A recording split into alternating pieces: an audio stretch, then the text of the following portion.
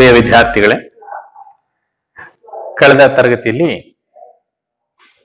ಟಿಪ್ಪು ಸುಲ್ತಾನ್ ಮತ್ತು ಎರಡು ಆಂಗ್ಲೋ ಮೈಸೂರು ಕದನಗಳು, 3 ಮತ್ತು 4ನೇ ಆಂಗ್ಲೋ ಮೈಸೂರು ಕದನಗಳ ಬಗ್ಗೆ ಅಭ್ಯಾಸ ಮಾಡಿದ್ವಿ. ಹಾಗೇನೆ ಸಶಸ್ತ್ರ ಬಂಡಾಯಗಳಲ್ಲಿ ದೋಂಡಿಯಾ ಬಾಗನ ದಂಗೆಯನ್ನು ಕುರಿತು ಕಳೆದ ತರಗತಿಯಲ್ಲಿ ನಾವು ಅಭ್ಯಾಸ ಮಾಡಿದ್ವಿ. ನೋಡಿ, ಬ್ರಿಟಿಷ್ನವರಿಗೆ ದಕ್ಷಿಣ ಭಾರತದಲ್ಲಿ ಸಾಮ್ರಾಜ್ಯ ವಿಸ್ತರಣೆಗೆ ತೊಡಕಾಗಿದ್ದು ಪ್ರಮುಖವಾಗಿ ಹೈದರಾಲಿ ಮತ್ತು ಟಿಪ್ಪು ಸುಲ್ತಾನ್. ಹೈದರಾಲಿ ಮತ್ತು ಟಿಪ್ಪು ಸುಲ್ತಾನ್ರ ದಂಗೆಗಳನ್ನ ಅಡಗಿಸಿದ ಮೇಲೆ, ನಾವಾಗ್ಲೇ ಲಾಸ್ಟ್ ಕ್ಲಾಸ್ ಅಲ್ಲಿ ಹೇಳಿದ್ವಿ ಅಲ್ವಾ, ಟಿಪ್ಪು ಸುಲ್ತಾನ್ ಮರಣ ಹೊಂದಿದಾಗ ಬ್ರಿಟಿಷ್ನವರಿಗೆ ಎಷ್ಟು ಸಂತೋಷ ಆಯ್ತು ಅಂದ್ರೆ ಇಡೀ ಭಾರತವೇ ಕೈವಶವಾದಷ್ಟು ಸಂಭ್ರಮ ಪಡ್ತಾರೆ ಬ್ರಿಟಿಷ್ನರು. ಅಷ್ಟು ತೊಡಕಾಗಿದ್ರು, ಅಷ್ಟು ಮಗ್ಗಲು ಮುಳ್ಳಾಗಿ ಕಾಡದಂತವ್ರು ಹೈದರಾಲಿ ಮತ್ತು ಟಿಪ್ಪು ಸುಲ್ತಾನ್.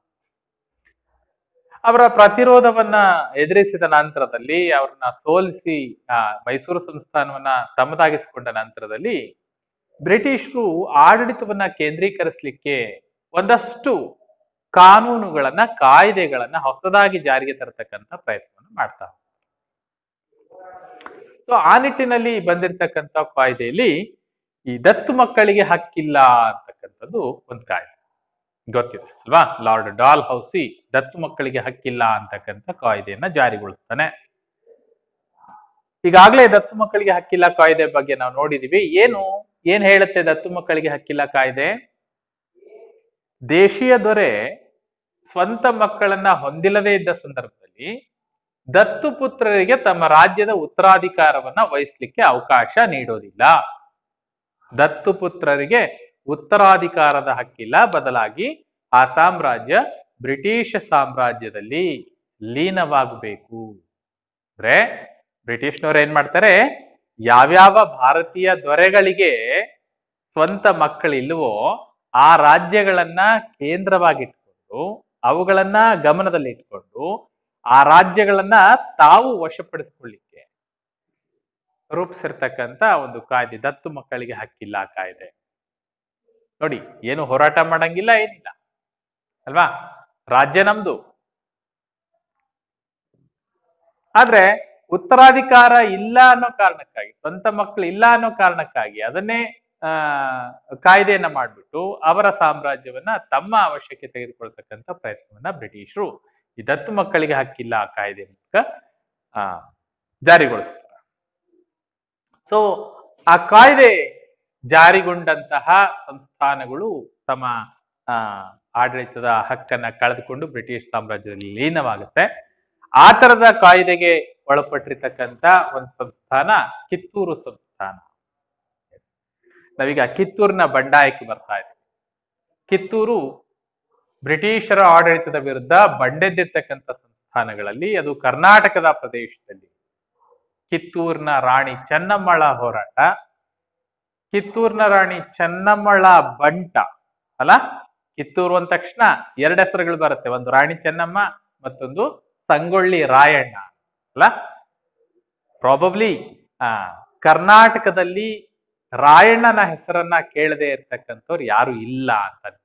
ಅದು ಇತ್ತೀಚಿನ ದಿನಗಳಲ್ಲಿ ಸಂಗೊಳ್ಳಿ ರಾಯಣ್ಣ ಅಂತಾನೆ ಅಲ್ಲ, ಕ್ರಾಂತಿವೀರ ಸಂಗೊಳ್ಳಿ ರಾಯಣ್ಣ ಅಂತಾನೆ ಒಂದು ಸಿನಿಮಾ ಬಂದ ಮೇಲೆ ಆ ಸಿನಿಮಾನ ನೋಡಿರ್ತಕ್ಕಂಥ ಎಲ್ರಿಗೂ ಕಿತ್ತೂರು ಸಂಸ್ಥಾನ ಹೇಗೆ ಬ್ರಿಟಿಷರ ವಿರುದ್ಧ ಹೋರಾಟವನ್ನ ಮಾಡ್ತು ಅನ್ನೋದ್ರ ಪರಿಚಯ ಗೊತ್ತಾಗುತ್ತೆ. ನೀವೆಲ್ಲ ನೋಡಿರ್ಬೋದು ಅಂತ.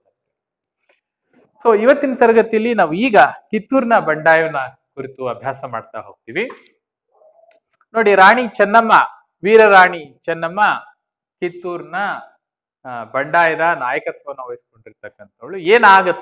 ಏನಾಯ್ತು, ಹಿನ್ನೆಲೆ ಏನಾಗಿತ್ತು ಅಂತ ನೋಡ್ತಾ ಬಂದ್ರೆ, ಈಗಾಗಲೇ ಹೇಳಿದಾಗೆ ದತ್ತು ಮಕ್ಕಳಿಗೆ ಹಕ್ಕಿಲ್ಲ ನೀತಿಯೇ ಬ್ರಿಟಿಷರು ಕಿತ್ತೂರಿನ ಮೇಲೆ ಅಧಿಕಾರವನ್ನ ಚಲಾಯಿಸಲಿಕ್ಕೆ ಬಳಸ್ಕೊಂಡಿರ್ತಕ್ಕಂಥ ಒಂದು ಪ್ರಮುಖ ಕಾಯ್ದೆ ಆಗಿದೆ.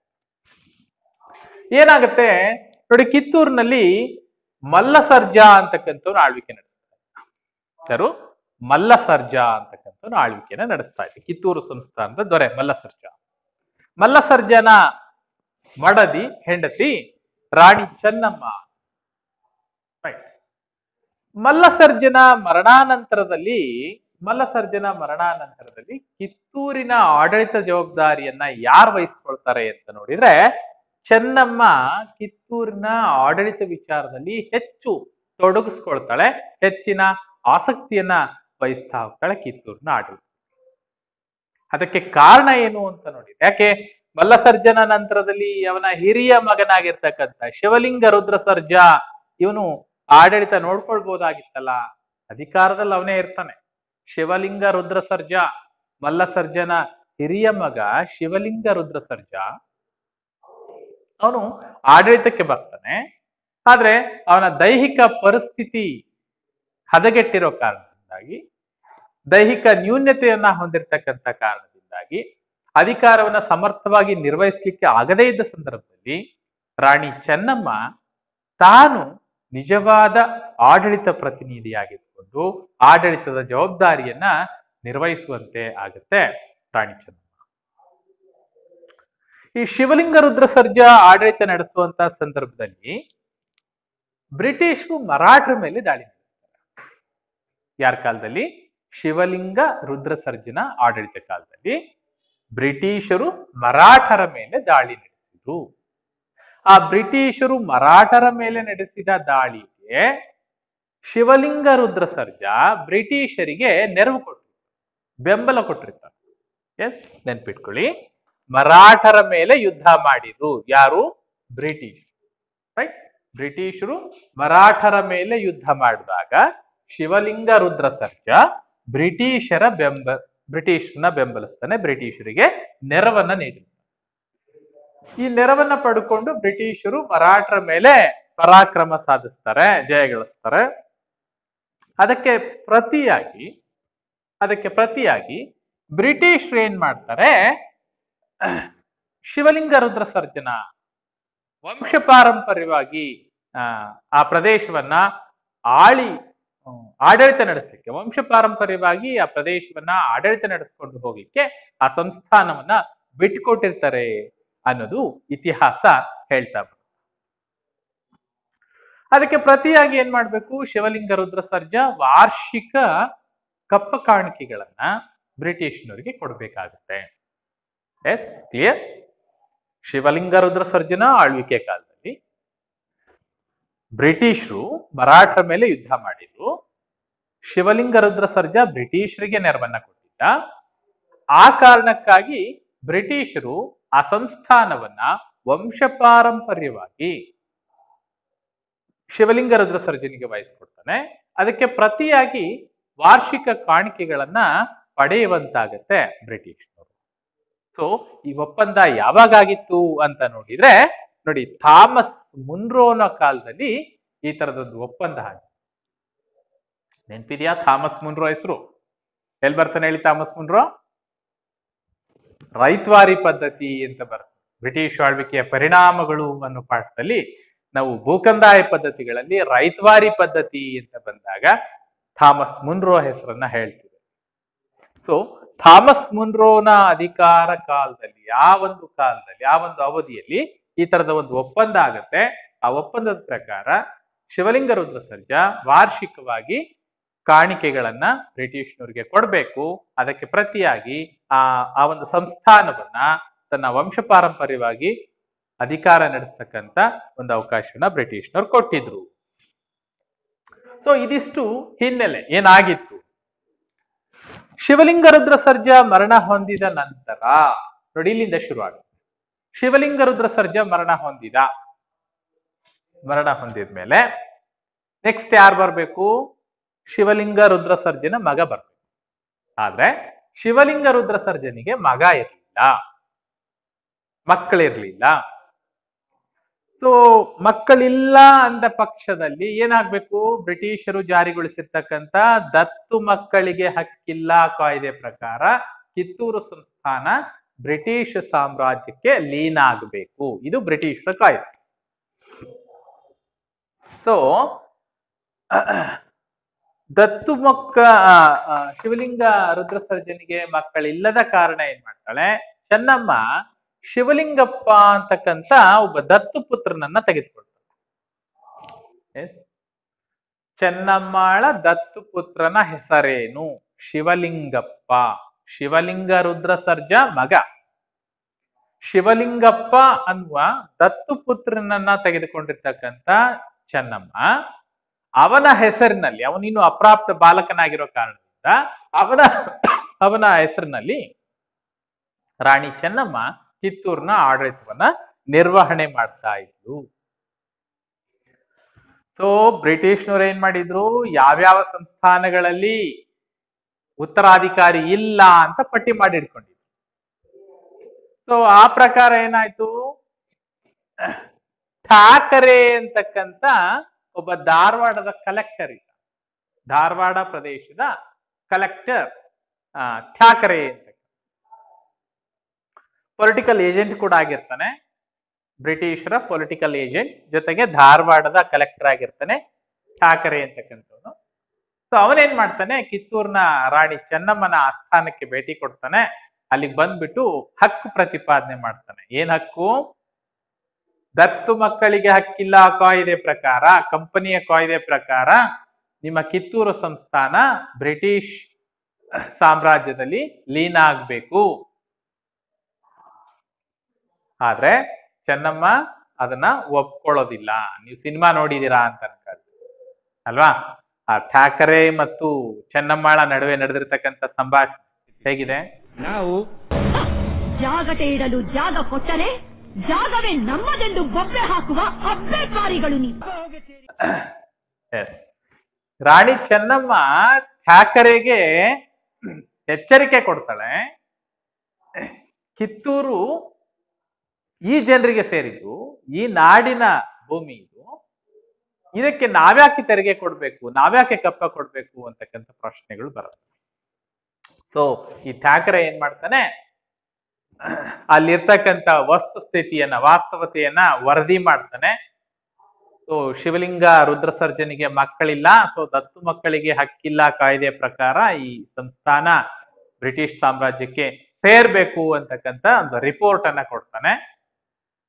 ಜೊತೆಗೆ ಆ ಠಾಕರೆ ಏನ್ ಮಾಡ್ತಾನೆ ಅಂತ ಹೇಳಿದ್ರೆ, ಕಿತ್ತೂರಿನ ಖಜಾನೆಯನ್ನ, ಕೋಟೆಗಳನ್ನ ವಶಪಡಿಸ್ಕೊಳ್ತಕ್ಕಂಥ ಪ್ರಯತ್ನವನ್ನ ಮಾಡ್ತಾನೆ.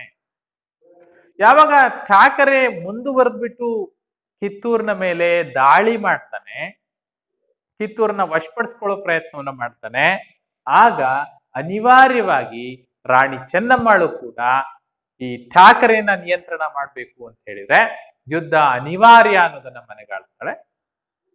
ಸೊ ಕಿತ್ತೂರು ಸಂಸ್ಥಾನಕ್ಕೂ ಮತ್ತು ಬ್ರಿಟಿಷ್ ಸೇನೆಗೂ ಠಾಕರೆ ನೇತೃತ್ವದಲ್ಲಿ ಯುದ್ಧ ಆಗುತ್ತೆ. ಯುದ್ಧದಲ್ಲಿ ಠಾಕರೆ ಏನಿದಾನೆ, ಈ ಠಾಕರೆ ಏನಿದಾನೆ ಇವನು ಗುಂಡಿಗೆ ಬಲಿಯಾಗ್ತಾನೆ, ಗುಂಡೇಟಿಗೆ ಬಲಿಯಾಗ್ತಾನೆ. ಕಿತ್ತೂರು ಸಂಸ್ಥಾನ ಮತ್ತು ಬ್ರಿಟಿಷ್ ನಡುವೆ ನಡೆದಿರ್ತಕ್ಕಂಥ ಯುದ್ಧದಲ್ಲಿ, ಘರ್ಷಣೆಯಲ್ಲಿ ಠಾಕರೆ ಗುಂಡಿಟ್ಟು ಕೊಲ್ಲಲಾಗುತ್ತೆ, ಗುಂಡೇಟಿಗೆ ಬಲಿಯಾಗ್ತಾರೆ. ಅನೇಕ ಬ್ರಿಟಿಷ್ ಸೈನಿಕರನ್ನ ಹಿಡಿದು ಸೆರೆಮನೆಗೆ ತಾಳ್ತಾಳೆ ರಾಣಿ ಚೆನ್ನಮ್ಮ.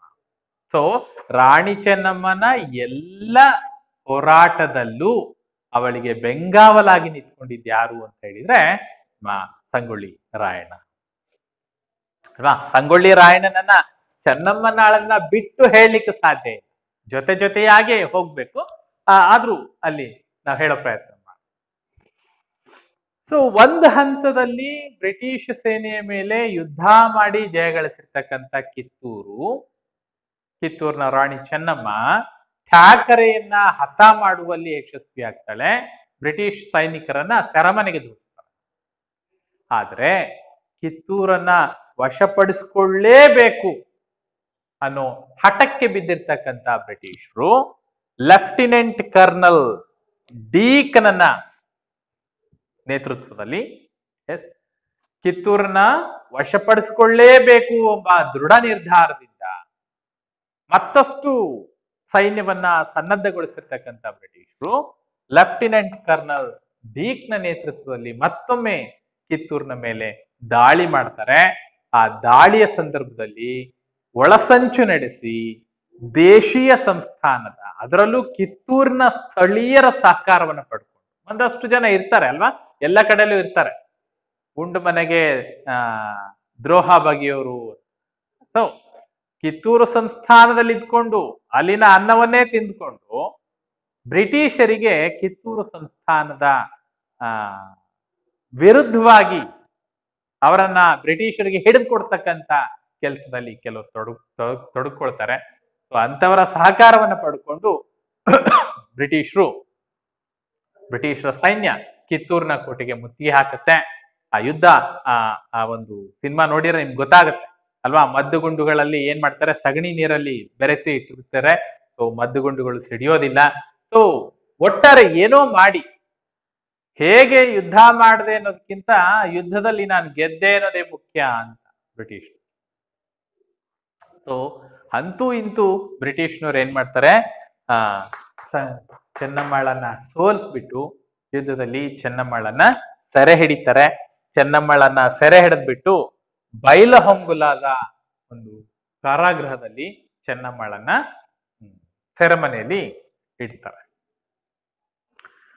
ನೋಡಿ, ಇದು ಕಿತ್ತೂರಿನ ಹೋರಾಟ ಅಂತ ಬಂದಾಗ ರಾಣಿ ಚೆನ್ನಮ್ಮ ಬ್ರಿಟಿಷರ ವಿರುದ್ಧ ಹೇಗೆ ಹೋರಾಟ ಮಾಡಿದ್ಲು ಅಂತ ಬಂದಾಗ ಒಂದು 4 ಅಂಶಗಳು ಮುಖ್ಯವಾಗಿ ನೆನ್ಪಿಟ್ಕೊಳ್ಬೇಕಾಗತ್ತೆ. ಒಂದು, ರಾಣಿ ಚೆನ್ನಮ್ಮ ಆಡಳಿತದ ಚುಕ್ಕಾಣಿ ಹಿಡಿಯೋದಕ್ಕಿಂತ ಮೊದಲು ಮಲ್ಲಸರ್ಜ ಆಳ್ವಿಕೆಯನ್ನ ನಡೆಸ್ತಾ ಇರ್ತಾನೆ. ಮಲ್ಲಸರ್ಜನ ಮರಣಾನಂತರದಲ್ಲಿ ಶಿವಲಿಂಗ ರುದ್ರ ಸರ್ಜಾ ಬರ್ತಾನೆ. ಶಿವಲಿಂಗ ರುದ್ರ ಸರ್ಜಾ ದೈಹಿಕವಾಗಿ ಅಸಮರ್ಥನಾದ ಕಾರಣದಿಂದಾಗಿ ರಾಣಿ ಚೆನ್ನಮ್ಮ ಆಡಳಿತವನ್ನ ನೋಡ್ಕೊಂಡಿರ್ತಾಳೆ. ಶಿವಲಿಂಗ ರುದ್ರ ಸರ್ಜನ ಮರಣಾನಂತರದಲ್ಲಿ ಮಕ್ಕಳಿಲ್ಲದ ಕಾರಣ ಶಿವಲಿಂಗಪ್ಪ ಅನ್ನೋ ಒಬ್ಬ ದತ್ತು ಪುತ್ರನನ್ನ ತೆಗೆದುಕೊಳ್ತಾಳೆ. ಆದ್ರೆ ಬ್ರಿಟಿಷರು ದತ್ತು ಮಕ್ಕಳಿಗೆ ಹಕ್ಕಿಲ್ಲ ನೀತಿಯನ್ನ ಮುಂದೆ ಮಾಡಿಕೊಂಡು ಕಿತ್ತೂರನ್ನ ವಶಪಡಿಸ್ಕೊಳ್ಳಿಕ್ಕೆ ಹವಣಿಸ್ತಾರೆ. ಆ ಸಂದರ್ಭದಲ್ಲಿ ಕಿತ್ತೂರಿಗೂ ಮತ್ತು ಬ್ರಿಟಿಷರಿಗೂ ಘರ್ಷಣೆಗಳಾಗುತ್ತೆ, ಯುದ್ಧಗಳಾಗುತ್ತೆ. ಆರಂಭದಲ್ಲಿ ರಾಣಿ ಚೆನ್ನಮ್ಮ ಮೇಲುಗೈ ಸಾಧಿಸಿದ್ರು ಕೂಡ ಜನರಲ್ ಲೆಫ್ಟಿನೆಂಟ್ ಕರ್ನಲ್ ಡೀಕ್ನ ನೇತೃತ್ವದಲ್ಲಿ ನಡೆದಿರ್ತಕ್ಕಂಥ ಯುದ್ಧದಲ್ಲಿ ಚೆನ್ನಮ್ಮಳನ್ನ ಸೋಲಿಸಿ ಅವಳನ್ನ ಸೆರೆ ಹಿಡಿದು ಅವಳನ್ನ ಬೈಲಹೊಂಗಲದ ಒಂದು ಕಾರಾಗೃಹಕ್ಕೆ ಹಾಕೋದ್ರ ಮೂಲಕ ಕಿತ್ತೂರು ಸಂಸ್ಥಾನವನ್ನ ಸಂಪೂರ್ಣವಾಗಿ ಬ್ರಿಟಿಷರು ತಮ್ಮ ವಶಕ್ಕೆ ತೆಗೆದುಕೊಳ್ತಾರೆ. ಇನ್ನ ರಾಯಣ್ಣನ ವಿಚಾರಕ್ಕೆ ಬಂದ್ರೆ, ಬರೀ ರಾಯಣ್ಣ ಅನ್ನೋದ್ಕಿಂತ ಸಂಗೊಳ್ಳಿ ರಾಯಣ್ಣ ಅಲ್ವಾ, ಅಪ್ರತಿಮ ದೇಶಭಕ್ತ ಅಂತ ಹೇಳ್ತೀವಿ. ಕರ್ನಾಟಕದಲ್ಲಿ ಸ್ವಾತಂತ್ರ್ಯ ಹೋರಾಟ ಅಂತ ಬಂದಾಗ, ಬ್ರಿಟಿಷರ ವಿರುದ್ಧ ಬಂಡಾಯಗಳು ಅಂತ ಬಂದಾಗ ರಾಣಿ ಚೆನ್ನಮ್ಮಳ ಜೊತೆಯಾಗಿ ಬರ್ತಕ್ಕಂಥ ಹೆಸರು ಸಂಗೊಳ್ಳಿ ರಾಯಣ್ಣ. ಒಂದ್ ಕಡೆ ರಾಣಿ ಚೆನ್ನಮ್ಮ ಸಂಗೊಳ್ಳಿ ರಾಯಣ್ಣನನ್ನ ತನ್ನ ದತ್ತು ಪುತ್ರ ಅಂತಾನೆ ಹೇಳ್ಕೊಳ್ತಾರೆ. ಆ ಸ್ಥಾನದಲ್ಲಿ ಮಾತನಾಡ್ತಕ್ಕಂಥ ಅಧಿಕಾರ ಪ್ರತಿಯೊಬ್ಬ ಪ್ರಜೆಗಳಿಗೂ ಇದೆ ಅಂತ ಹೇಳ್ತಕ್ಕಂಥ ಚೆನ್ನಮ್ಮ ರಾಯಣ್ಣನ ಮಾತುಗಳಿಗೆ ಒತ್ತಾಸೆಯಾಗಿ ನಿಲ್ತಾಳೆ. ಆ ಒಂದು ಕಾನ್ವರ್ಸೇಷನ್ ನಾವು ಕೇಳಿದ್ವಲ್ಲ, ಸಾಕಷ್ಟು ಸಂದರ್ಭಗಳಲ್ಲಿ ಪ್ರೈಮರಿ ಶಾಲೆಗಳಲ್ಲಿರ್ಬೋದು, ಹೈಸ್ಕೂಲ್ಗಳಲ್ಲಾಗಿರ್ಬೋದು, ಏಕಪಾತ್ರ ಅಭಿನಯಗಳು ಬಂದಾಗ ಈ ಚೆನ್ನಮ್ಮ ಮತ್ತು ಠಾಕರೆ ನಡುವೆ ನಡೆದಿರ್ತಕ್ಕಂಥ ಸಂಭಾಷಣೆಗಳನ್ನ ನಾವು ಕೇಳಿದ್ವಿ. ಸೊ ರಾಯಣ್ಣನ ವಿಚಾರಕ್ಕೆ ಬಂದ್ರೆ 1829ರಿಂದ 30 ಕಿತ್ತೂರಿನ ಬಂಟ ಸಂಗೊಳ್ಳಿ ರಾಯಣ್ಣ ಅಂತ್ಯಕಾಲ. ಸಂಗೊಳ್ಳಿ ರಾಯಣ್ಣ ಯಾರು ಅಂತ ನೋಡಿದ್ರೆ, ಕಿತ್ತೂರನ್ನ ಕಾಯೋದೇ ತನ್ನ ಧರ್ಮ ಅಂತ ನಂಬಿಕೊಂಡಿರ್ತಕ್ಕ ರಾಯಣ್ಣನ ವಂಶಸ್ಥರು ತಲೆತಲಾಂತರದಿಂದ ತನ್ನ ತಂದೆ, ತನ್ನ ತಾತ, ಮುತ್ತಾತಂದ್ರಿಂದ ಹಿಡಿದ್ಬಿಟ್ಟು ಎಲ್ರೂ ಕೂಡ ಸೈನಿಕರಾಗಿದ್ದುಕೊಂಡು ಕಿತ್ತೂರನ್ನ ರಕ್ಷಣೆ ಮಾಡ್ಕೊಂಡು ಬಂದಿರತಕ್ಕಂಥ ವಂಶದಲ್ಲಿ ಹುಟ್ಟಿದವನು ಸಂಗೊಳ್ಳಿ ರಾಯಣ್ಣ. ಒಬ್ಬ ವೀರ ಯೋಧ. ಕಿತ್ತೂರಿನ ಸ್ವತಂತ್ರಕ್ಕಾಗಿ ಹೋರಾಟ ಮಾಡೋದೇ ತನ್ನ ಆದ್ಯ ಕರ್ತವ್ಯ, ತನ್ನ ಜೀವನದ ಪರಮ ಗುರಿ ಅಂತ ಭಾವಿಸಿದವನು ಸಂಗೊಳ್ಳಿ ರಾಯಣ್ಣ. ಬ್ರಿಟಿಷರ ಪ್ರತಿರೋಧ ಎದುರಾದಾಗ ಸಂಗೊಳ್ಳಿ ರಾಯಣ್ಣ ಚೆನ್ನಮ್ಮಳನ್ನ ರಕ್ಷಣೆ ಮಾಡಲಿಕ್ಕೆ ಶತಪ್ರಯತ್ನವನ್ನ ನಡೆಸ್ತಾನೆ. ತನ್ನ ಕೊನೆ ಉಸಿರಿರುವವರೆಗೂ ಕಿತ್ತೂರು ಬ್ರಿಟಿಷರ ವಶ ಆಗ್ಲಿಕ್ಕೆ ಬಿಡೋದಿಲ್ಲ ಅನ್ನೋ ಮಾತುಗಳನ್ನ ಆಡಿದವನು ಸಂಗೊಳ್ಳಿ ರಾಯಣ್ಣ ಅಲ್ವಾ. ಅವನ ಪರಾಕ್ರಮಗಳನ್ನ ಮಾತುಗಳಲ್ಲಿ ಹೇಳಲಿಕ್ಕೆ ಆಗಲ್ಲ ಅಲ್ವಾ. ಆ ಘಟನೆಗಳನ್ನ ನೋಡ್ತಾ ಹೋದಾಗ ನಾವು ಗೊತ್ತಾಗತ್ತೆ ಹೇಗಾಗಿದೆ ಸಂಗೊಳ್ಳಿ ರಾಯಣ್ಣನ ಹೋರಾಟ. ಮೌಖಿಕ ಆಕರಗಳು ಹೆಚ್ಚಾಗಿ ಸಂಗೊಳ್ಳಿ ರಾಯಣ್ಣನ ಬಗ್ಗೆ ಲಭ್ಯ ಇರತಕ್ಕಂತ ಮಾಹಿತಿ. ಮೌಖಿಕವಾಗಿ ಹೆಚ್ಚಾಗಿ ಲಭ್ಯತೆ ಇದೆ. ಇನ್ನೊಬ್ಬ ಆ ಸೈನಿಕರನ್ನ ಸಂಘಟನೆ ಮಾಡ್ತಾ ಓಲೆಕಾರ್ ಅಂತ ಹೇಳ್ತಾರೆ. ರೈಟ್. ಸೈನಿಕರನ್ನ ಸಂಘಟಿಸ್ತಾ ಸ್ವತಂತ್ರದ ಬಗ್ಗೆ ಅಪಾರವಾಗಿರ್ತಕ್ಕಂಥ ಅಭಿಮಾನವನ್ನ ಹೊಂದಿರತಕ್ಕಂಥ ಸಂಗೊಳ್ಳಿ ರಾಯಣ್ಣ.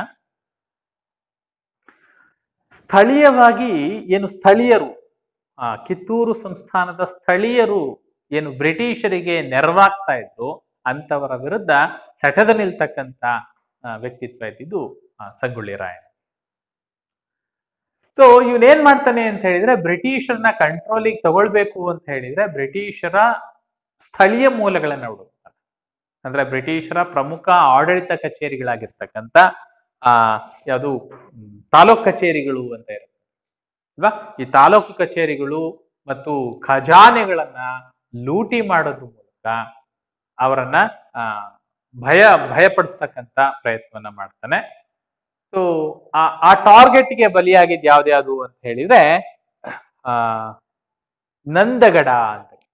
ಇವನ ಕಾರ್ಯಾಚರಣೆಯ ಪ್ರಮುಖ ಸ್ಥಳಗಳು ಅಂತ ಬಂದಾಗ ನಂದಗಡ, ಖಾನಾಪುರ, ಅನಂತರ ಸಂಪಗಾದಿ. ಸೊ ಈ ಎಲ್ಲ ಪ್ರದೇಶಗಳು ಇವನ ಕಾರ್ಯಾಚರಣೆಗೆ ಒಳಗಾಗಿರ್ತಕ್ಕಂಥ ಪ್ರದೇಶ.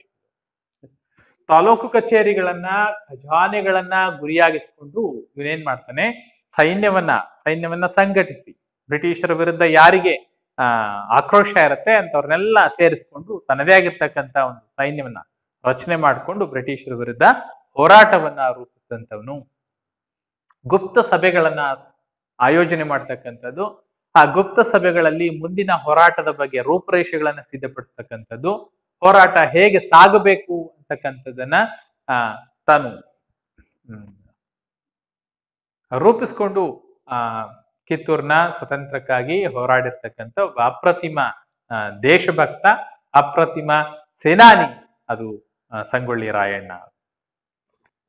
ಒಂದ್ ಹಂತದಲ್ಲಿ ಈ ರಾಣಿ ಚೆನ್ನಮ್ಮಳನ್ನ ಬೈಲುಹೊಂಗಲದ ಕಾರಾಗೃಹದಲ್ಲಿ ಇರಿಸಿದಾಗ ಬ್ರಿಟಿಷರಲ್ಲಿ ಒಂದು ಗುಮಾನಿ ಬರುತ್ತೆ. ಏನ್ ಗುಮಾನಿ ಬರುತ್ತೆ ಅಂದ್ರೆ, ರಾಣಿ ಚೆನ್ನಮ್ಮಳ ಕುಮ್ಮಕ್ಕಿನಿಂದನೇ ಸಂಗೊಳ್ಳಿ ರಾಯಣ್ಣ ಇಷ್ಟೆಲ್ಲ ಹೋರಾಟ ಮಾಡ್ತಾ ಇದ್ದಾನೆ. ಯಾಕೆಂದ್ರೆ ರಾಣಿ ಚೆನ್ನಮ್ಮಳನ್ನ ಸೆರೆಮನೆಯಲ್ಲಿಟ್ಟ ನಂತರವೂ ಕೂಡ ಕಿತ್ತೂರಿನಲ್ಲಿ ದಂಗೆ ಮುಂದುವರ್ಕೊಂಡು ಹೋಗುತ್ತೆ, ಹೋರಾಟ ಮುಂದುವರ್ಕೊಂಡು ಹೋಗುತ್ತೆ. ಸೊ ರಾಣಿಯೇ ಸೋತು ಸೆರೆಮನೆಯಲ್ಲಿದ್ದಾಗ ಸೊ ಯುದ್ಧ ಯೋಜನೆ ಮುಂದುವರಿಬೇಕು ಅಂತ ಹೇಳಿದ್ರೆ ಅದಕ್ಕೆ ರಾಣಿಯ ಕುಮ್ಮಕ್ಕಿದೆ ಅನ್ನೋ ಕಾರಣಕ್ಕಾಗಿ ಏನ್ ಮಾಡ್ತಾರೆ, ರಾಣಿಯನ್ನ ಬೈಲುಹೊಂಗಲ ಏನ್ ಸೆರೆಮನೆಯಲ್ಲಿ ಇಟ್ಟಿದ್ರು ಅಲ್ಲಿಂದ ಕುಸುಗಲ್ಲಿನ ಸೆರೆಮನೆಗೆ ಅವಳನ್ನ ಸ್ಥಳಾಂತರ ಮಾಡ್ತಾರೆ. ಆನಂತರವೂ ಕೂಡ ಹೋರಾಟ ಮುಂದುವರಿಯುತ್ತೆ. ಆದ್ರೆ ಬ್ರಿಟಿಷ್ ಏನ್ ಮಾಡ್ತಾರೆ, ಸ್ಥಳೀಯ ಅಮಲ್ದಾರರು ಅಂತ ಏನಿದ್ರು ಸೊ ಅವರ ಒಂದು ನೆರವಿನಿಂದ ಸ್ಥಳೀಯ ಏನು ಹೇಳ್ತೀವಲ್ಲ ಸಂಗೊಳ್ಳಿ ರಾಯಣ್ಣನ ಏನು ಚಲನವಲನಗಳ ಬಗ್ಗೆ ಮಾಹಿತಿ ಇದ್ದಂತಹ ಸ್ಥಳೀಯರಿಗೆ ಹಣದ ಆಸೆಯನ್ನು ತೋರಿಸಿ, ಅಧಿಕಾರದ ಆಸೆಯನ್ನು ತೋರಿಸಿ ಅವರನ್ನ ತಮ್ಮಡೆಗೆ ಒಲಿಸ್ಕೊಂಡ್ಬಿಟ್ಟು ಸಂಗೊಳ್ಳಿ ರಾಯಣ್ಣನನ್ನ ಕುತಂತ್ರದಿಂದ ಸೆರೆ ಹಿಡಿತಕ್ಕಂತ ಪ್ರಯತ್ನವನ್ನ ಬ್ರಿಟಿಷ್ನವ್ರು ಮಾಡ್ತಾರೆ. ಹಾಗೆ ಸೆರೆ ಸಿಕ್ಕಿರ್ತಕ್ಕಂಥ ಸಂಗೊಳ್ಳಿ ರಾಯಣ್ಣ ಮತ್ತು ಅವನ ಸಹಚರರು ಏನಿದ್ದಾರೆ ಅವ್ರನ್ನ 1831ರಲ್ಲಿ ಒಳಸಂಚಿಗೆ ಕುತಂತ್ರಕ್ಕೆ ಬಲಿಯಾಗಿರ್ತಕ್ಕಂಥ ಸಂಗೊಳ್ಳಿ ರಾಯಣ್ಣನ 1831ರಲ್ಲಿ ಸಂಗೊಳ್ಳಿ ರಾಯಣ್ಣ ಮತ್ತು ಅವನ ಸಹಚರರನ್ನ ಏನ್ ಮಾಡ್ತಾರೆ, ಗಲ್ಲಿಗೆ ಏರಿಸ್ತಾರೆ. ಎಲ್ಲಿ? ನಂದಗಡದಲ್ಲಿ. ಜನವರಿ 26ರಂದು ಗಲ್ಲಿಗೇರಿದ ಸಂಗೊಳ್ಳಿ ರಾಯಣ್ಣನ ಕಳೇಬರವನ್ನು ಅಲ್ಲಿದ್ದ ಅವನ ಅಭಿಮಾನಿಗಳು ದೇವಲು ರಾಯಣ್ಣನ ಹುಟ್ಟಿದ ದಿನವಾದ ಆಗಸ್ಟ್ 15ರಂದೇ ಭಾರತಕ್ಕೆ ಸ್ವಾತಂತ್ರ್ಯ ಬಂದಿತು.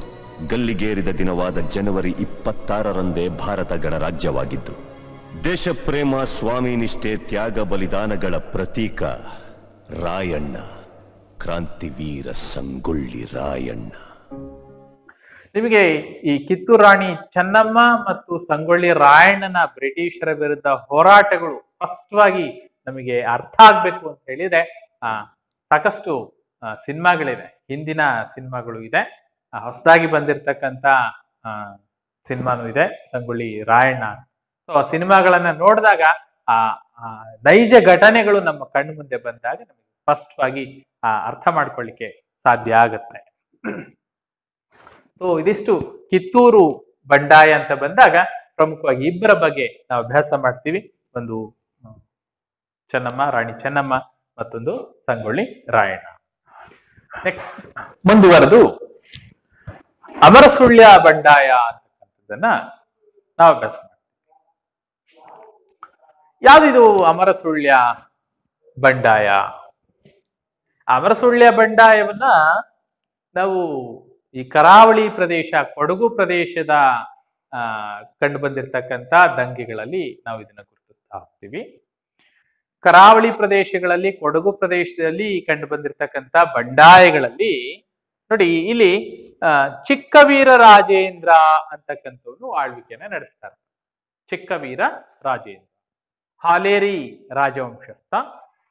ಈ ಹಾಲೇರಿ ರಾಜವಂಶಸ್ಥ ಚಿಕ್ಕವೀರ ರಾಜೇಂದ್ರನನ್ನ ಬ್ರಿಟಿಷ್ ಏನ್ ಮಾಡ್ತಾರೆ, 1834ರಲ್ಲಿ ಪದಚ್ಯುತಗೊಳಿಸಿದ್ರು. ಸೊ ಅಮರಸುಳ್ಯ ಬಂಡಾಯಕ್ಕೆ ಕಾರಣ ಏನು, ಹಿನ್ನೆಲೆ ಏನಾಗಿತ್ತು ಅಂತ ನೋಡ್ತಾ ಹೋಗೋದಾದ್ರೆ, ಕೊಡಗಿನಲ್ಲಿ ಬ್ರಿಟಿಷರ ವಿರುದ್ಧ ಅಸಮಾಧಾನ ಈ ಒಂದು ಬಂಡಾಯಕ್ಕೆ ಕಾರಣ. ಯಾಕೆ ಅಸಮಾಧಾನ ಉಂಟಾಯಿತು ಅಂತ ಹೇಳಿದ್ರೆ, ಹಿಂದಿನಿಂದ ಹಾಲೇರಿ ವಂಶಸ್ಥರು ಕೊಡಗು ಪ್ರದೇಶವನ್ನ ಆಳ್ವಿಕೆ ನಡೆಸ್ತಾ ಇದ್ರು. ಅದರಲ್ಲಿ ಪ್ರಸ್ತುತ ಚಿಕ್ಕವೀರ ರಾಜೇಂದ್ರ ಅಂತಕ್ಕಂಥವನು ಹಾಲೇರಿ ವಂಶಸ್ಥರಲ್ಲಿ ಕೊಡಗು ಪ್ರದೇಶವನ್ನ ಆಳ್ವಿಕೆಯನ್ನ ನಡೆಸ್ತಾ ಇದ್ದ. ಆದ್ರೆ ಬ್ರಿಟಿಷರು 1834ರಲ್ಲಿ ಚಿಕ್ಕವೀರ ರಾಜೇಂದ್ರನನ್ನ ಪದಚ್ಯುತಗೊಳಿಸಿದ್ದು ಕೊಡಗಿನ ಜನರಲ್ಲಿ ಒಂದಷ್ಟು ಅಸಮಾಧಾನವನ್ನ ಉಂಟು ಮಾಡುತ್ತೆ. ಸೊ ಅವನನ್ನ ಪದಚ್ಯುತಗೊಳಿಸಿ ಅಲ್ಲೇ ಬಿಡ್ಲಿಲ್ಲ, ಅವನನ್ನ ಪದಚ್ಯುತಗೊಳಿಸಿ ಬೆಂಗಳೂರಿಗೆ ಸಾಗಿಸ್ತಾರೆ, ಬೆಂಗಳೂರಿನಿಂದ ವೆಲ್ಲೂರಿಗೆ ಸಾಗಿಸ್ತಾರೆ, ವೆಲ್ಲೂರಿನಿಂದ ಕಾಶಿಗೆ ಚಿಕ್ಕವೀರ ರಾಜೇಂದ್ರನನ್ನ ಕರ್ಕೊಂಡು ಹೋಗ್ತಾರೆ. ಸೊ ಇದು ಕೊಡಗಿನಲ್ಲಿ ಒಂದಷ್ಟು ಅಸಮಾಧಾನವನ್ನ, ಯಾರ ವಿರುದ್ಧ? ಬ್ರಿಟಿಷರ ವಿರುದ್ಧ ಒಂದಷ್ಟು ಅಸಮಾಧಾನವನ್ನ ಹುಟ್ಟು ಹಾಕ್ಲಿಕ್ಕೆ ಕಾರಣ ಆಗುತ್ತೆ. ಸೊ ಈಗೇನಾಗತ್ತೆ, ಕೊಡಗಿನಲ್ಲಿ ಉಂಟಾಗಿರ್ತಕ್ಕಂಥ ಅಸಮಾಧಾನದಿಂದ ಏನಾಗುತ್ತೆ, ಕೊಡಗಿನಲ್ಲಿ ಒಂದಷ್ಟು ದಂಗೆ. ಆ ದಂಗೆಯನ್ನ ಸೃಷ್ಟಿ ಮಾಡಿದವರು ಯಾರು, ದಂಗೆಯ ಹೋರಾಟದ ನಾಯಕತ್ವವನ್ನು ವಹಿಸಿದವರು ಯಾರು ಅಂತ ನೋಡಿದ್ರೆ 3 ವ್ಯಕ್ತಿಗಳು ಬರ್ತಾರೆ. ಆ 3 ವ್ಯಕ್ತಿಗಳನ್ನ ನೆನ್ಪಿಟ್ಕೊಳ್ಳಿ. ಸ್ವಾಮಿ ಅಪರಾಂಪರ ಅಂತಕ್ಕಂಥದ್ದಪ್ಪ, ಕಲ್ಯಾಣ ಸ್ವಾಮಿ ಅಂತಕ್ಕಂಥದ್ದಪ್ಪ, ಪುಟ್ಟಬಸಪ್ಪ ಅಂತಕ್ಕಂಥದ್ದು.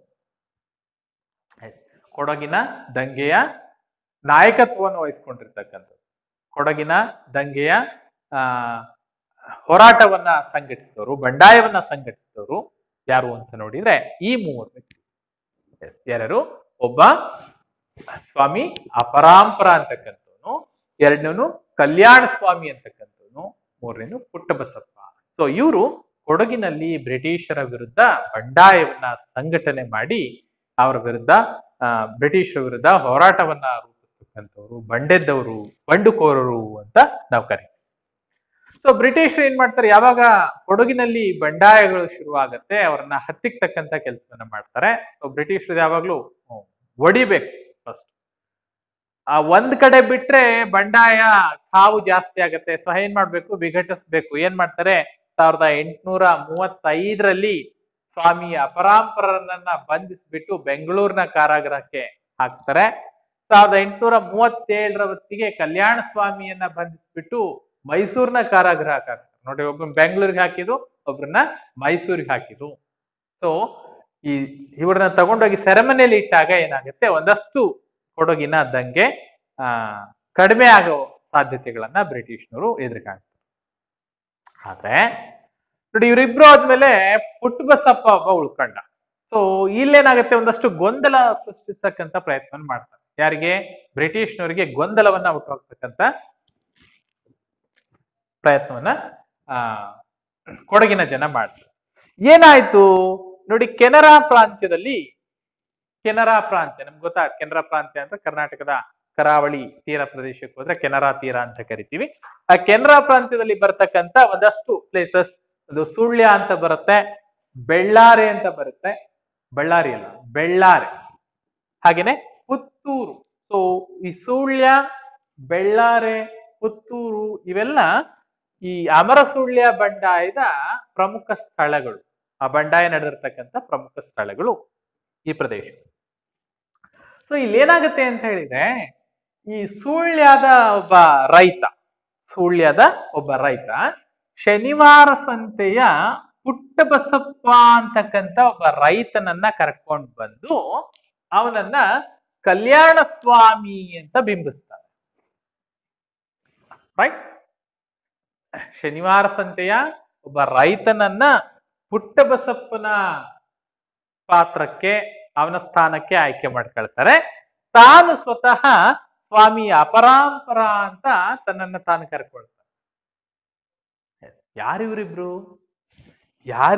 ಅಂದ್ರೆ, ಇಬ್ರು ಎಲ್ಲಿ ಹೋಗಿದ್ದಾರೆ? ಕಾರಾಗೃಹಕ್ಕೆ ಹೋಗಿದ್ದಾರೆ ಅಲ್ವಾ?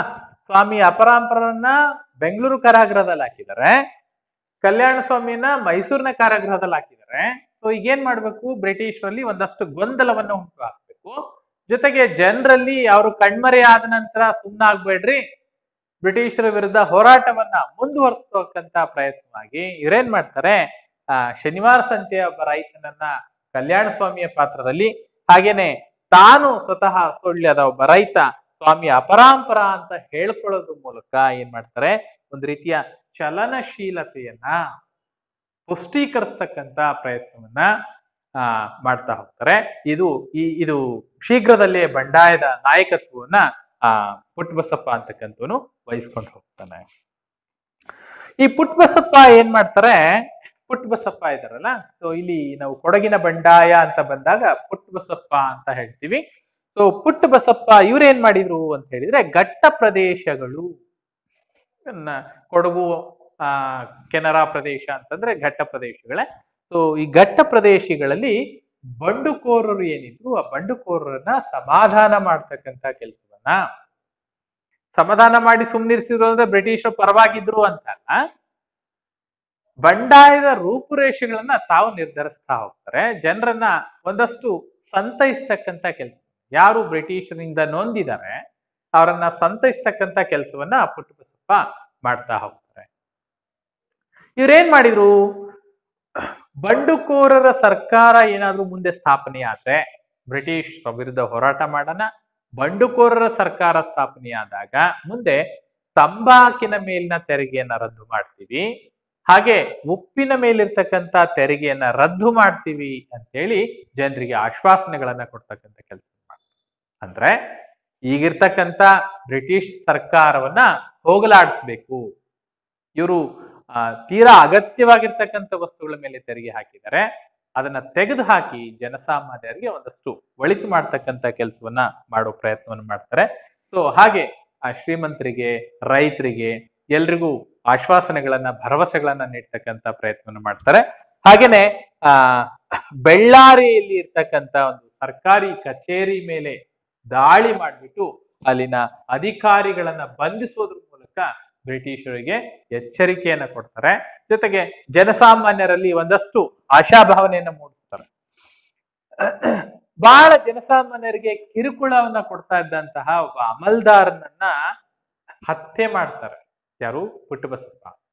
ಜನಸಾಮಾನ್ಯರಿಗೆ ಕಿರುಕುಳವನ್ನ ನೀಡ್ತಾ ಇದ್ದಂತಹ, ತೊಂದರೆ ಕೊಡ್ತಾ ಇದ್ದಂತಹ ಅಮಲ್ದಾರನನ್ನ ಹತ್ಯೆ ಮಾಡೋದ್ರ ಮೂಲಕ ಪುಟ್ಟಬಸಪ್ಪ ಬಹಳ ಶೀಘ್ರವಾಗಿ ಜನಪ್ರಿಯತೆನ ಗಳಿಸ್ಕೊಳ್ತಾನೆ. ಹಾಗೇನೆ ಬ್ರಿಟಿಷರ ಕೆಂಗಣ್ಣಿಗೆ ಗುರಿಯಾಗ್ತಾನೆ.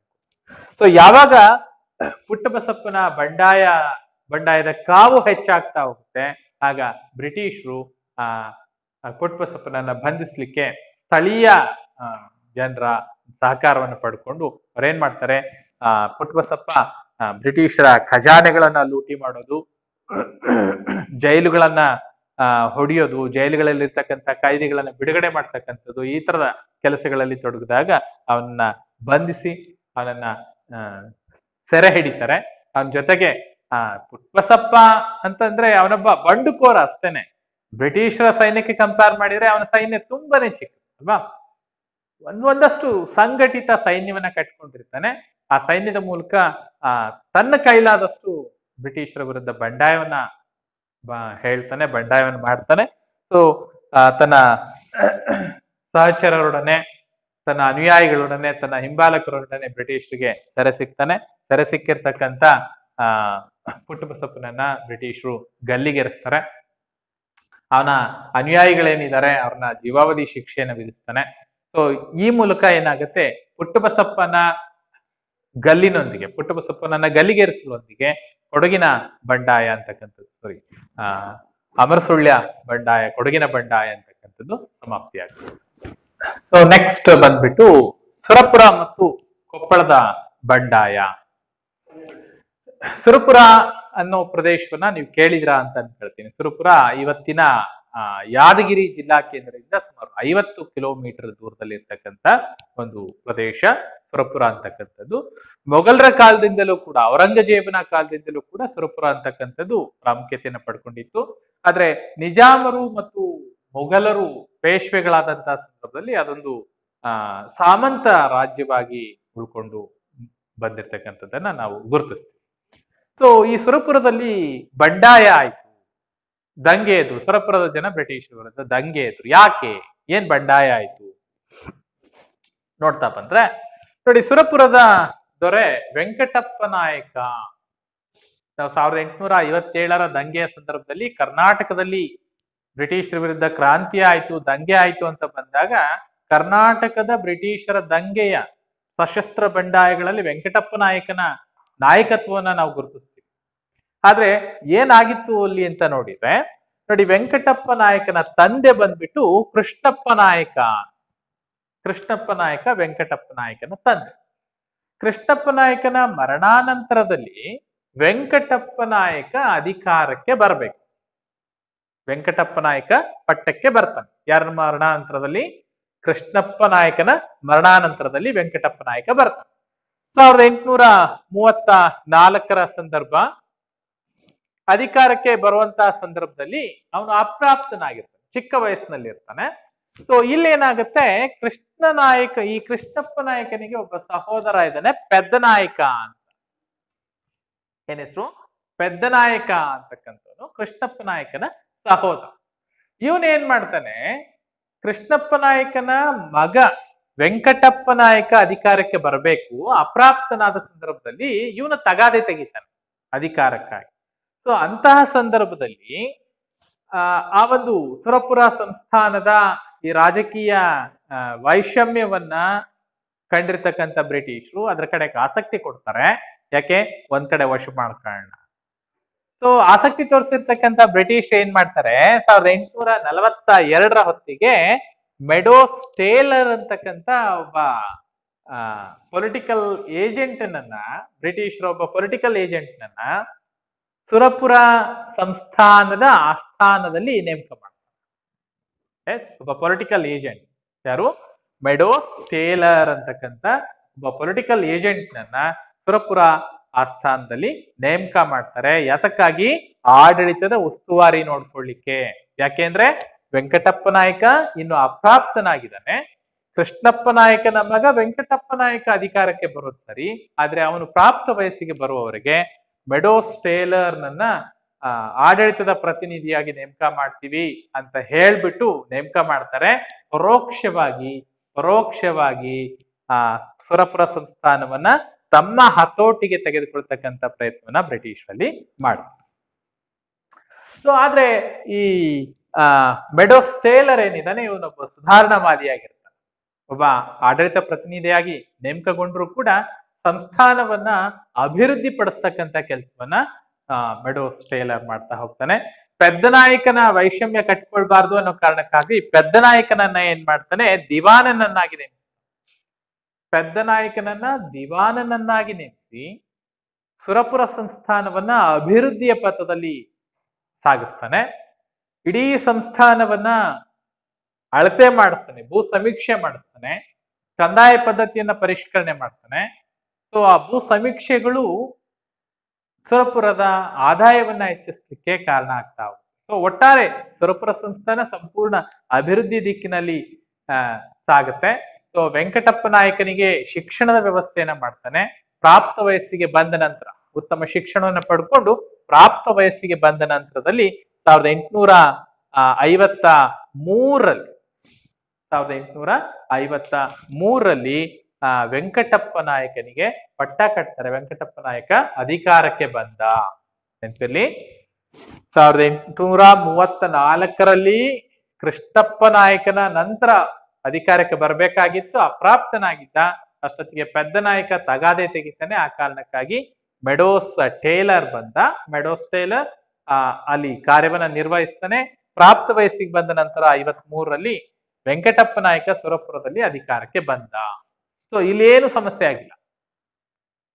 ಸೊ ಸಮಸ್ಯೆ ಆಗಿದ್ದೆಲ್ಲಿ? ಸುರಪುರದಲ್ಲಿ ದಂಗೆ ಆಗಿದ್ದು ಯಾವಾಗ ಅಂತ ಬಂದ್ರೆ, ಬ್ರಿಟಿಷ್ ಸರ್ಕಾರ ಏನಿತ್ತು ಇದು ಸುರಪುರದ ಬೆಳವಣಿಗೆನ ಸೂಕ್ಷ್ಮವಾಗಿ ಅವಲೋಕಿಸ್ತಾ ಇರತ್ತೆ. ಯಾಕೆಂದ್ರೆ ಆ ಪ್ರತಿನಿಧಿ ಇದಾನಲ್ಲ ಮೆಡೋಸ್ ಟೇಲರ್, ಸೊ ಎಲ್ಲ ವರದಿಗಳು ಕೂಡ ಬ್ರಿಟಿಷರಿಗೆ ತಲುಪ್ತಾ ಇರುತ್ತೆ. ಹಾಗಾಗಿ ಸೂಕ್ಷ್ಮವಾಗಿ ಅವಲೋಕಿಸ್ತಾ ಇರೋ ಸಂದರ್ಭದಲ್ಲಿ ಒಂದು ಗುಮಾನಿ ಬರುತ್ತೆ. ಏನ್ ಗುಮಾನಿ ಅಂತ ಹೇಳಿದ್ರೆ, ನಾನಾ ಸಾಹೇಬ ಇದನ್ನಲ್ಲ, ಈ ನಾನಾ ಸಾಹೇಬನ ಪ್ರತಿನಿಧಿಗಳು ನಮ್ 1857ರ ದಂಗೆಯಲ್ಲಿ ನಾವು ಅಭ್ಯಾಸ ಮಾಡ್ತೀವಿ. ನಾನಾ ಸಾಹೇಬ ಚಾಚಾ ಟೋಪಿ ಯಾರು ಅಂತ ನಾವು ಅಲ್ಲಿ ಓದ್ತೀವಿ.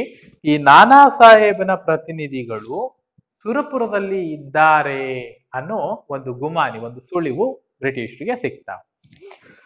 ಸೊ ಯಾವಾಗ ನಾನಾ ಸಾಹೇಬನ ಪ್ರತಿನಿಧಿಗಳು ಸುರಪುರದಲ್ಲಿದ್ದಾರೆ ಅನ್ನೋ ಸಂಶಯ ಬರುತ್ತೆ, ಸೊ ಹಾಗಾಗಿ ಏನ್ ಮಾಡ್ತಾರೆ ಬ್ರಿಟಿಷರು, ಕ್ಯಾಂಪ್ ಬೆಲ್ ಅಂತಕ್ಕಂಥ ಒಬ್ಬ ಅಧಿಕಾರಿಯನ್ನ ವರದಿ ಕೊಡ್ಲಿಕ್ಕೆ, ಆಡಳಿತ ವರದಿಯನ್ನ ಕೊಡ್ಲಿಕ್ಕೆ ನೇಮಕ ಮಾಡ್ತಾರೆ. ಈ ಕ್ಯಾಂಪ್ ಬೆಲ್ ಅಂತಕ್ಕಂಥ ಅಧಿಕಾರಿ ಏನ್ ಮಾಡ್ತಾನೆ, ಸುರಪುರದ ಆಡಳಿತವನ್ನ ಸಂಪೂರ್ಣವಾಗಿ ಅವಲೋಕನ ಮಾಡ್ಬಿಟ್ಟು ಒಂದು ವರದಿ ಕೊಡ್ತಾನೆ. ಏನ್ ವರದಿ ಕೊಡ್ತಾನೆ ಅಂದ್ರೆ, ರಾಜ ಆಡಳಿತ ದುರ್ವ್ಯವಹಾರಗಳಲ್ಲಿ ನಿರತನಾಗಿದ್ದಾನೆ. ಕ್ಯಾಂಪ್ ಬೆಲ್ ಅಂತಕ್ಕಂಥ ಒಬ್ಬ ಅಧಿಕಾರಿ ಬ್ರಿಟಿಷರಿಗೆ ವರದಿ ಕೊಡ್ತಾನೆ. ಆ ವರದಿಯಲ್ಲಿ ರಾಜನಾಗಿರ್ತಕ್ಕಂಥ ವೆಂಕಟಪ್ಪ ನಾಯಕ ಏನಿದ್ದಾನೆ, ಇವನು ಆಡಳಿತ ದುರ್ವ್ಯವಹಾರಗಳಲ್ಲಿ ತೊಡಗಿದ್ದಾನೆ ಅನ್ನೋ ವರದಿಯನ್ನ ಬ್ರಿಟಿಷ್ನವರಿಗೆ ಕೊಟ್ಟ. ಸೊ ವರದಿ ಅನುಸಾರ ಏನ್ ಮಾಡ್ತಾರೆ ಬ್ರಿಟಿಷರು, ಸುರಪುರ ಸಂಸ್ಥಾನದ ಮೇಲೆ ಸೈನಿಕ ದಾಳಿಯನ್ನ ನಡೆಸ್ತಾರೆ. ಬ್ರಿಟಿಷ್ ಸೇನೆ ಸುರಪುರ ಕೋಟೆಯನ್ನ ಮುತ್ತಿಗೆ ಹಾಕತ್ತೆ. ಸೊ ಮುತ್ತಿಗೆ ಹಾಕಿದ ನಂತರದಲ್ಲಿ 1857, ನಾನು ಆಗ್ಲೇ ಹೇಳ್ದಾಗೆ 1857ರ ಕ್ರಾಂತಿಯ ನೇತೃತ್ವವನ್ನ ಕರ್ನಾಟಕದಲ್ಲಿ ಸುರಪುರದ ವೆಂಕಟಪ್ಪ ನಾಯಕ ವಹಿಸಿದ್ದ ಅಂತ ನಾವು ಕರ್ನಾಟಕ ಇತಿಹಾಸವನ್ನು ಓದ್ಬೇಕಾದ್ರೆ ಓದ್ತೀವಿ. 1858ರ ವೇಳೆಗೆ ಸುರಪುರ ಸಂಸ್ಥಾನವನ್ನ ಸಂಪೂರ್ಣವಾಗಿ ಬ್ರಿಟಿಷ್ ಸೇನೆ ಸುತ್ತುವರಿಯುತ್ತೆ.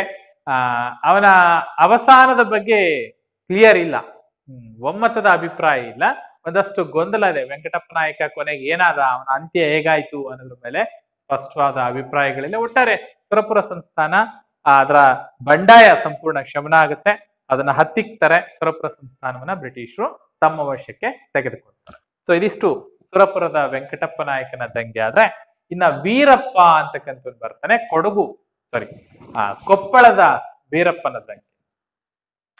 ಕೊಪ್ಪಳ ಪ್ರದೇಶ, ಕೊಪ್ಪಳ ಮತ್ತು ಅದರ ಆಸ್ಪಾಸ್ನ ಪ್ರದೇಶಗಳು, ಸುತ್ತಮುತ್ತಲ ಪ್ರದೇಶಗಳೆಲ್ಲ ಯಾರ ನಿಯಂತ್ರಣಕ್ಕೆ ಒಳಗಾಗಿತ್ತು ಅಂತ ಹೇಳಿದ್ರೆ, ಹೈದರಾಬಾದ್ನ ನಿಜಾಮನ ನಿಯಂತ್ರಣಕ್ಕೆ ಒಳಪಟ್ಟಿರ್ತಕ್ಕಂಥ ಪ್ರದೇಶ.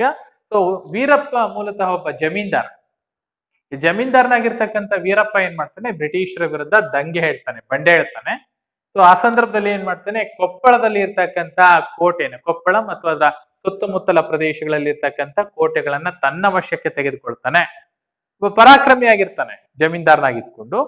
ಸೊ ಕೊಪ್ಪಳದ ವೀರಪ್ಪನ ಬಂಡಾಯಕ್ಕೆ ಅಲ್ಲಿನ ರೈತರು, ಇತರ ಜಮೀನ್ದಾರರೆಲ್ಲ ಕೈ ಜೋಡಿಸ್ತಾರೆ. ಯಾಕೆ ಅಂದ್ರೆ ವೀರಪ್ಪನ ಬಂಡಾಯದ ಒಳಮರ್ಮವನ್ನ ತಿಳಿದುಕೊಂಡಿರ್ತಕ್ಕಂಥ ರೈತರು, ಜಮೀನ್ದಾರರೆಲ್ಲ ಸಹಕಾರ ಕೊಡ್ತಾರೆ. ಸೊ ವೀರಪ್ಪ ಏನ್ ಮಾಡ್ತಾನೆ, ದಂಗೆ ಎದ್ಬಿಟ್ಟು ಆ ಪ್ರದೇಶಗಳನ್ನ ವಶಪಡಿಸ್ಕೊಂಡು ತನ್ನದೇ ಆಗಿರ್ತಕ್ಕಂಥ ಒಂದು ಸಣ್ಣ ಸೇನೆಯನ್ನ ರಚನೆ ಮಾಡಿಕೊಂಡು, ಎಷ್ಟು ಸಾಧ್ಯ ಆಗುತ್ತೋ ಅಷ್ಟು, ಯಾರು ಸೇರ್ತಾರೋ ಸಹಕಾರಕ್ಕೂ ಅವ್ರನ್ನೆಲ್ಲ ಸೇರಿಸ್ಕೊಂಡು ಒಂದಷ್ಟು ಸೈನ್ಯವನ್ನು ಮಾಡಿಕೊಂಡು ಹೋರಾಟವನ್ನು ಮಾಡ್ತಾನೆ. ಸೊ ಆ ಸಂದರ್ಭ ಏನಾಗುತ್ತೆ, ಬ್ರಿಟಿಷರು ಕೊಪ್ಪಳದ ವೀರಪ್ಪನ ಬಂಡಾಯವನ್ನ ಹತ್ತಿಕ್ಬೇಕು ಅನ್ನೋ ಕಾರಣಕ್ಕಾಗಿ ಬ್ರಿಟಿಷರು ನಿಜಾಮನ ಸಹಕಾರವನ್ನು ಕೋರ್ತಾರೆ. ಸೊ ನಿಜಾಮನ ಮೂಲಕ ಏನ್ ಮಾಡ್ತಾರೆ, ಕೊಪ್ಪಳದ ಬಂಡಾಯವನ್ನ ಹತ್ತಿಕ್ಕೋ ಪ್ರಯತ್ನ ಮಾಡ್ತಾರೆ. ಸೊ ನಿಜಾಮರು ಯಾವಾಗ ವೀರಪ್ಪನ ಮೇಲೆ ದಾಳಿಯನ್ನ ಮಾಡ್ತಾನೆ, ಯಾಕೆಂದ್ರೆ ಕೊಪ್ಪಳ ಪ್ರದೇಶ ನಿಜಾಮನ ವ್ಯಾಪ್ತಿಗೆ ಬಂದಿದ್ರಿಂದ, ಸೊ ನಿಜಾಮನ ಸೈನ್ಯದ ವಿರುದ್ಧ ಯುದ್ಧವನ್ನ ಮಾಡುವಂತಹ ಸಂದರ್ಭ, ವೀರಪ್ಪ ಯುದ್ಧವನ್ನ ಮಾಡ್ತಾ ಹೋರಾಡ್ತಾನೆ ಯುದ್ಧದಲ್ಲಿ ಮರಣ ಹೊಂತಾನೆ, ಸೆರೆ ಸಿಗಲ್ಲ, ಮರಣ ಹೊಂತಾನೆ, ಯುದ್ಧದಲ್ಲಿ ಮರಣ ಹೊಂತಾನೆ. ಸೊ ಅದರ ಮೂಲಕ ಏನಾಗುತ್ತೆ, ವೀರಪ್ಪ ಒಬ್ಬ ಆ, ಒಬ್ಬ ವ್ಯಕ್ತಿಯಾಗಿದ್ಕೊಂಡು ಒಂದು ಸಣ್ಣ ಬಂಡಾಯ ಆಗಿದ್ರು ಕೂಡ ಒಂದು ಸಶಸ್ತ್ರ ಹೋರಾಟ ಅನ್ನೋ ಆ ಇತಿಹಾಸದಲ್ಲಿ ದಾಖಲಾಗ್ತಾ ಹೋಗುತ್ತೆ. ಪ್ರಭಾವ ತುಂಬಾ ಕಡಿಮೆ ಇದ್ರೂ ಕೂಡ, ಒಂದು ಸಣ್ಣ ದಂಗೆ ಆಗಿದ್ರು ಕೂಡ ಸಶಸ್ತ್ರ ಹೋರಾಟಗಳು ಅಂತ ಬಂದಾಗ ಕೊಪ್ಪಳದ ವೀರಪ್ಪನ ದಂಗೆ, ವೀರಪ್ಪನ ಬಂಡಾಯ ಅಂತಕ್ಕಂಥದ್ದು ಬ್ರಿಟಿಷರ ವಿರುದ್ಧದ ಹೋರಾಟದಲ್ಲಿ ದಾಖಲೆಯಾಗಿ ಉಳ್ಕೊಳ್ಳುತ್ತೆ. ಕೊನೆಯದಾಗಿ ಬರ್ತಕ್ಕಂಥದ್ದು ಹಲಗಲಿಯ ಬೇಡರ ದಂಗೆ. ಸೊ ಕೊನೆಯದಾಗಿ ಹಲಗಲಿಯ ಬೇಡರ ದಂಗೆ ಕೇಳಿರ್ಬೋದು. ಹಲಗಲಿ ಅಂತಕ್ಕಂಥದ್ದು, ಹಲಗಲಿ ಅಂತಕ್ಕಂಥದ್ದು ಒಂದು ಪುಟ್ಟ ಗ್ರಾಮ, ಅಲ್ಲಿದ್ದವರು ಬೇಡರು. ಹಲಗಲಿಯ ಬೇಡರ ದಂಗೆ. ಬೇಡರು ಅಂತಂದ್ರೆ ಯಾರು? ಬೇಟೆಯಾಡಿ ಜೀವನ ಸಾಗುತ್ತೆ ಅಲ್ವಾ? ಸೊ ಬೇಡರ ವೃತ್ತಿ ಏನು? ಬೇಟೆಯಾಡ್ತಕ್ಕಂಥದ್ದೇ ಇರುತ್ತೆ. ಸೊ ಬೇಟೆಯಾಡ್ಲಿಕ್ಕೆ ಏನ್ ಬೇಕು? ಆಯುಧಗಳು ಬೇಕು, ಶಸ್ತ್ರಾಸ್ತ್ರಗಳು ಬೇಕು. ಸೊ ಅಲ್ಲೇ ಬಂದಿತ್ತು, ದಂಗೆ ಆಗಿಕ್ಕೆ ಕಾರಣನೇ ಏನು? ಬಾಗಲಕೋಟೆ ಜಿಲ್ಲೆ ಮುಧೋಳ ತಾಲೂಕಿನ ಒಂದು ಸಣ್ಣ ಗ್ರಾಮ ಹಲಗಲಿ.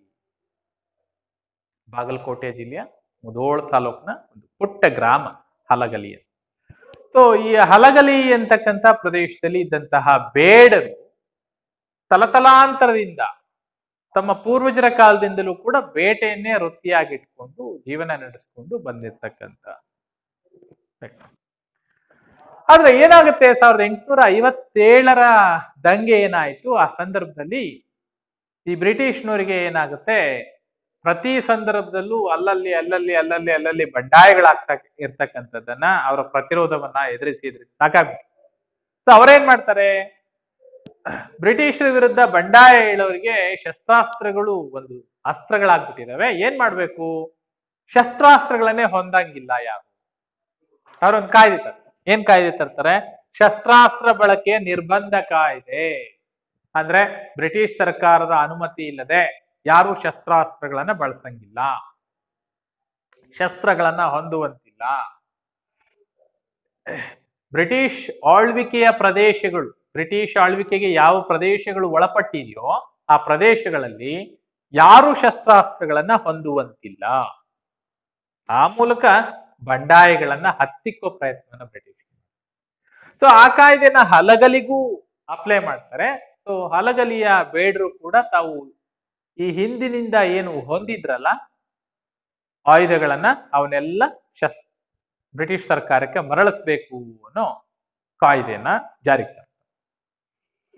ಆದ್ರೆ ಹಲಗಲಿಯ ಬೇಡರು ತಲತಲಾಂತರದಿಂದ ಬೇಟೆಯನ್ನೇ ವೃತ್ತಿಯಾಗಿ ಮಾಡ್ಕೊಂಡು ಬಂದಿರೋರು, ಅವರು ತಮ್ಮಲ್ಲಿರುವ ಶಸ್ತ್ರಾಸ್ತ್ರಗಳನ್ನ ಬ್ರಿಟಿಷ್ನವರಿಗೆ ಒಪ್ಪಿಸ್ಲಿಕ್ಕೆ ಒಪ್ಪೋದಿಲ್ಲ.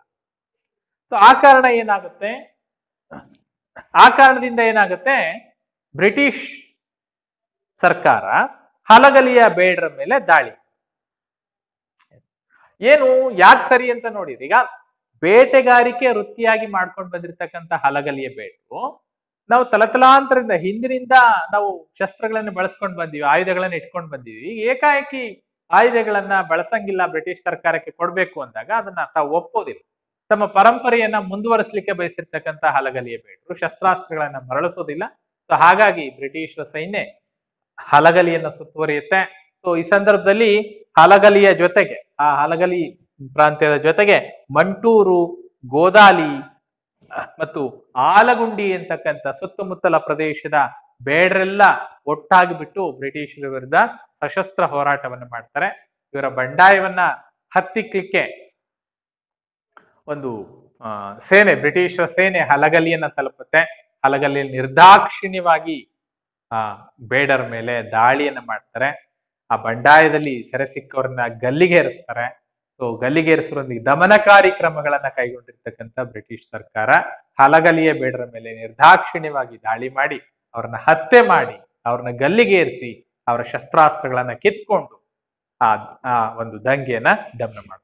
ಎಸ್, ಒಂದು ಬೇಡರ ದಂಗೆ ಆಗಿರ್ಬೋದು, ಸಣ್ಣ ದಂಗೆ ಆಗಿರ್ಬೋದು, ಆದ್ರೆ ಸ್ವಾಭಿಮಾನಿಯಾಗಿದ್ಕೊಂಡು ಬ್ರಿಟಿಷರ ಕಾಯ್ದೆಯನ್ನ ಉಲ್ಲಂಘಿಸಿ ಶಸ್ತ್ರಗಳನ್ನ ಹೊಂದೋದು ತಮ್ಮ ಹಕ್ಕು, ನಮ್ಮ ಹಕ್ಕನ್ನ ನಾವು ಬಿಟ್ಕೊಡೋದಿಲ್ಲ ಅಂತ ಬ್ರಿಟಿಷ್ ವಿರುದ್ಧ ಹೋರಾಟವನ್ನು ಮಾಡಿರ್ತಕ್ಕಂಥ ಒಂದು ಪುಟ್ಟ ಗ್ರಾಮ ಹಲಗಲಿ. ನೋಡಿ, ಹಲಗಲಿಯ ದಂಗೆ ನೋಡಿ, ಸಣ್ಣ ಸಣ್ಣ ಗ್ರಾಮಗಳಲ್ಲಿ ನಡೆದಿರ್ತಕ್ಕಂಥ ದಂಗೆ ಅದು ಇತಿಹಾಸದ ಪುಟಗಳಲ್ಲಿ ದಾಖಲಾಗುತ್ತೆ ಅಂತಂದ್ರೆ ಅವರ ಹೋರಾಟ, ಅವರ ಸ್ವಾಭಿಮಾನ, ಅವರ ದೇಶಾಭಿಮಾನ ಎಂಥದ್ದು ಅನ್ನೋದನ್ನ ನಾವು ಮನಗಾಣ್ಬೇಕಾಗುತ್ತೆ. ಸೊ ಇದಿಷ್ಟು ಬ್ರಿಟಿಷರ ವಿರುದ್ಧ ಸಶಸ್ತ್ರ ಬಂಡಾಯಗಳು ಅಂತ ಬಂದಾಗ ಒಂದಷ್ಟು ಬಂಡಾಯಗಳನ್ನ ನೋಡಿದ್ವಿ. ಹಲಗಲಿಯ ಬಂಡಾಯ ಅದರಲ್ಲಿ ಅಂತಿಮವಾಗಿ ನಾವು ನೋಡಿರ್ತಕ್ಕಂಥ. ಸೊ ಒಟ್ಟಾರೆ ಈ ಪಾಠದಲ್ಲಿ ನಾವು ಏನನ್ನ ಅಭ್ಯಾಸ ಮಾಡಿದ್ವಿ? ಕರ್ನಾಟಕದಲ್ಲಿ ಬ್ರಿಟಿಷ್ ಆಳ್ವಿಕೆಗೆ ಪ್ರತಿರೋಧಗಳು ಅಂತ ಬಂದಾಗ ನಾವು ಈ ಪಾಠದಲ್ಲಿ ಅಭ್ಯಾಸ ಮಾಡಿರ್ತಕ್ಕಂಥ ಅಂಶಗಳು ಅಂತ ಬಂದ್ರೆ ಹೈದರಾಲಿ ನೋಡಿದ್ವಿ. ಹೈದರಾಲಿಯ ನಂತರದಲ್ಲಿ ಒಂದನೇ ಆಂಗ್ಲೋ ಮೈಸೂರು ಯುದ್ಧ, ಎರಡನೇ ಆಂಗ್ಲೋ ಮೈಸೂರು ಯುದ್ಧ, ಮೂರನೇ ಆಂಗ್ಲೋ ಮೈಸೂರು ಯುದ್ಧ, ನಾಲ್ಕನೇ ಆಂಗ್ಲೋ ಮೈಸೂರು ಯುದ್ಧ, ಆ ಮೈಸೂರು ಯುದ್ಧಗಳ ಕಾರಣ, ಅದರ ಬೆಳವಣಿಗೆ, ಅದರ ಪರಿಣಾಮಗಳನ್ನು ನೋಡ್ತೀವಿ. ಟಿಪ್ಪು ಸುಲ್ತಾನ್ ಮತ್ತು ಹೈದರಾಲಿಯ ಜೀವನವನ್ನ ನೋಡ್ತೀವಿ. ಹಾಗೆ ಬಂಡಾಯಗಳ ವಿಚಾರಕ್ಕೆ ಬಂದಾಗ ಇವತ್ತಿನ ತರಗತಿಯಲ್ಲಿ ನಾವು ಕಿತ್ತೂರಿನ ಬಂಡಾಯವನ್ನ ನೋಡಿದೀವಿ. ಸಂಗೊಳ್ಳಿ ರಾಯಣ್ಣ, ಚೆನ್ನಮ್ಮ, ವೆಂಕಟಪ್ಪ ನಾಯಕನ ಬಂಡಾಯ, ಅಮರಸುಳ್ಯದ ಬಂಡಾಯ. ಸೊ ಹೀಗೆ ಹಲವಾರು ಬಂಡಾಯಗಳನ್ನ, ಸಶಸ್ತ್ರ ಹೋರಾಟಗಳನ್ನ ನಾವು ಈ ಒಂದು ತರಗತಿಯಲ್ಲಿ ಅಭ್ಯಾಸ ಮಾಡ್ತೀವಿ.